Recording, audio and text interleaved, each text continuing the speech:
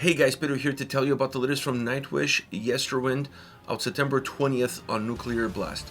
The album has 12 tracks, 71 minutes in length, and this is the band's 10th full-length studio album. They are a Finnish symphonic metal band. When it comes to the design of this record, this album is built like a cinematic journey, with each and every song being a chapter, and with every chapter you experience a different internal journey, but still connected to what the overall experience is all about.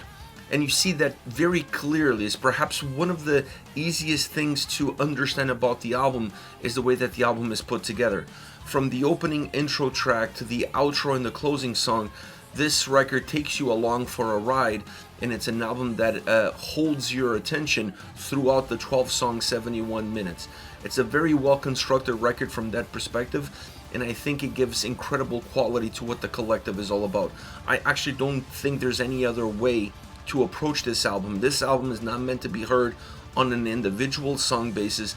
This album is meant to be heard from beginning to end, so that you could grow with the album, so you could grow within the journey of the record and understand the album a little bit better by the time you reach the last song. Having said that, I've heard the album multiple times, and I feel like this is going to be one of those records that every time that I listen to it, I'm perhaps going to discover something different, but maybe more important, I'm going to appreciate the album depending on what kind of emotional baggage I'm bringing into the listening experience. Depending on where you are, depending on your mood, the record is going to resonate with you in different spots. Different songs are going to feel differently. Different songs are going to sound differently. And I think that's a great quality of the album. It's almost like a living organism that tells a story that encapsulates this incredible journey, but it moves in ways that I was not expecting. And I was definitely not expecting the sound of the record to be this captivating, especially when I consider the singles. I wasn't a fan of the singles. They got better with each one of them, but I wasn't really a fan, or I wasn't sold on the idea of this record based on the singles alone. I had a lot of pet peeves with them, either be the vocals in terms of how they were placed in the mix, or the lack of bombastic elements. In certain cases, I felt like there wasn't enough metal into the songs. I can go through all the singles and pinpoint things that I didn't like about them, which put me a little bit it put me a little bit on the back foot as far as what the overall record was going to be all about. So I came into this album with some reservations. Now, after listening to the album, like I said, multiple times, I'm able to look at this record differently. This album doesn't have a single soundscape. It doesn't have a single image of what Nightwish is all about. I think you're going to find a lot of different representations of Nightwish throughout the entire album. You're going to find the more cinematic, bombastic style tracks. You're going to find duets, which we've seen in the past as well. You're going to find songs that have a little bit more melancholy, a little bit more stripped down, a little bit more grounded, a little bit more soulful. You're going to find tracks that have a little bit of a blend of all of these different elements. You're going to find some heavier songs on the album that definitely put an emphasis on the drum sound, on the guitar sound, and allow those two elements to be a driving force of how this record moves forward, or how those songs move forward, I should say. You're going to find tracks where the orchestration elements of the track create a very absorbing atmosphere that brings you in almost like quicksand, and then it's really hard to get out of those songs because of how they make you feel, and how they caress you with all of its texture, with all of its sonic experience, with everything all the nuances that are always such an important part of the Nightwish sound. So it's a very rich sounding album from that standpoint. It's an album that offers a lot of different perspectives. It doesn't you don't see patterns emerging within this record. You're almost on the edge of your seat with every single song, because you're not really sure what the next step on this journey, what the next chapter is going to bring. And you see some outside the box elements as well that are not necessarily common on records like this. So it's an album that sonically offers so many different perspectives. It has such a rich approach, and it's not afraid of giving the sound perhaps more than any other record that the band has ever released. A spotlight, a huge spotlight. I feel like this album It's definitely a very sonically driven record. That is, to me, the main takeaway, or at least one of the main takeaways, because there's another one.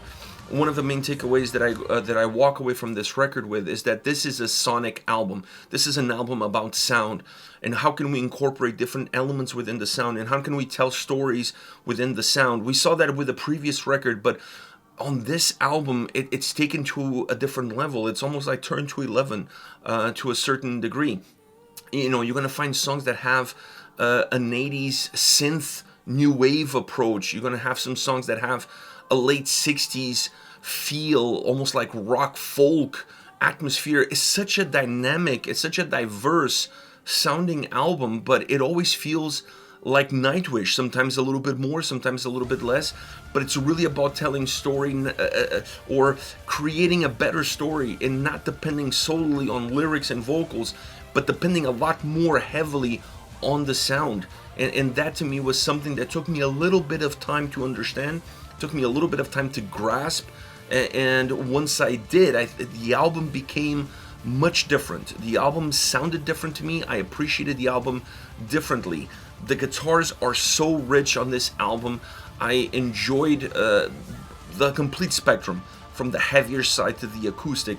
I thought the guitar sound on this album offered a lot of different experiences, as the album does. The drums sound phenomenal on this record, either be the more folkier, the more almost tribal experience that sprinkled here and there, the more metal side of the drum sound also represented well, and then the more cinematic, almost orchestral side of the drum sound also represented on this album. Super rich album, both from a guitar standpoint and from a drum standpoint. And then we get into the vocals. One of my main issues with the singles were that I felt like the vocals were a little bit buried in the mix. The sound had this predominance. Come to listen to this album, the sound does have an incredible predominance, but not every single song follows that approach. There are a lot of moments where the vocals soar, where the vocals are impactful, where the vocals come a little bit out of the shadows of the sound and become almost a driving force within the overall experience of this record. So it's not a one-size-fits-all approach. It's rather an approach that fits the mood of the song, the experience of the song, and the internal journey that that song has to offer. The piece of the puzzle that that song is in the overall puzzle that it is the album. So there's going to be a lot of movement vocally. It's an album that has quite a bit of Troy as well. Troy has a big role in this album. But I think more than where the vocals are in the mix, more than Troy's role in this album, the thing that I walked away feeling is that this is an album that allows Floor to sing. And what I mean by that is an album that doesn't depend on her more operatic style approach. It doesn't depend on her soaring through the sky with incredible highs and really levitating these songs. This is not an operatic album from a vocal standpoint. It's an album that allows her to be a singer. It allows her to have a different sort of approach, and sometimes hiding her a little bit in the mix helps that, or at least sets the table and sets the tone for future songs where she's going to have almost a pop delivery or a more traditional pop style approach to her vocal performance that brings other things to the track, that brings other nuances to this record. But this to me is an album where she is more of a singer. She is more of a natural singer, if you will, because once again, is an album that depends a lot more on the sound to tell the story than on a vocal performance. As far as favorite songs are concerned, I want to start off with Sway. This is one of my favorite tracks on the entire record. It's a beautiful song. The acoustic guitar on this track is beautiful. Great duet between Troy and Floor. Magnificent duet, I should say. A very warm and stripped down song. It has almost a late 60s folk vibe. It reminded me of Mamas and the Papas. It had that sort of stripped down, folky, rock and roll duet nuance that you get from Mamas and the Papas. So this is a track that I see, at least from my standpoint, has a huge influence from that band in it.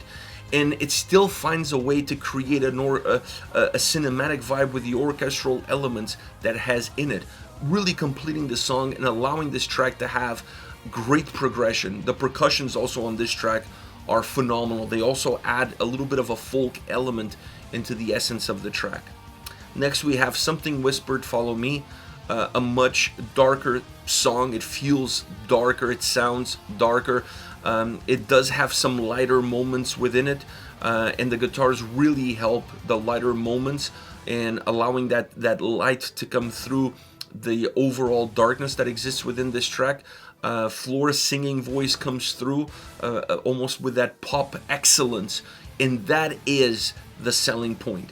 This is a track where you see the nuances between the verses and the chorus. Definitely a darker song in the verses, definitely a brighter song in the chorus. But the vocal delivery, that more pop approach in the chorus, also helps levitate the brightness of the track. And a more calm and almost collective approach in the verses enhances the darkness that the track has. So it's a great song vocally, and it's the vocals, the melody, the vocal melody of this song is what makes this song so great. Last but not least, The Weave. And this is perhaps one of the most metal songs that the album has to offer.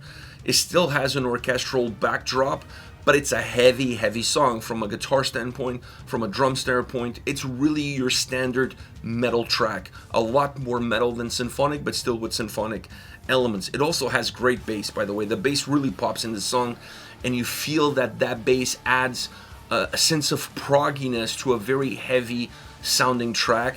And it's a track that has power, and has power not just in the sound, but it also has power in Flora's vocal delivery. So it's a track that stands out because of how consistently heavy it is, even though there are moments where the heaviness kind of dissipates. But overall, it is a very consistently heavy song from start to end.